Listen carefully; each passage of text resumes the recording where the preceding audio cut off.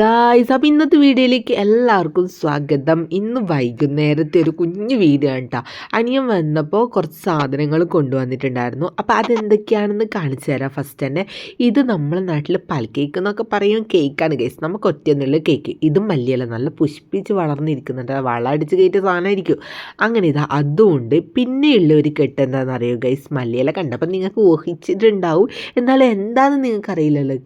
ഇപ്പം നിങ്ങൾക്ക് മനസ്സിലായിട്ടുണ്ടാവില്ലേ, പോർക്ക് മസാല. അപ്പോൾ അത് പോർക്കാണ് ഗൈസ്. അപ്പോൾ അനിയൻ വിളിച്ചിട്ട് പറഞ്ഞു പന്നി വാങ്ങിയിട്ടേന്ന് ചോദിച്ചു. ഞാൻ പറഞ്ഞു വാങ്ങിക്കോ, തിന്നാലോ, പന്നി വരട്ടിയതൊക്കെ തിന്നാൻ കൊതിയായിരിക്കുമായിരുന്നു. അപ്പോൾ ഇതാ 500 പന്നി വാങ്ങിയിട്ടുണ്ട്. ഞാനും അവനും മാത്രമേ കഴിക്കോട്ടെ, അമ്മയൊന്നും കഴിക്കത്തില്ല.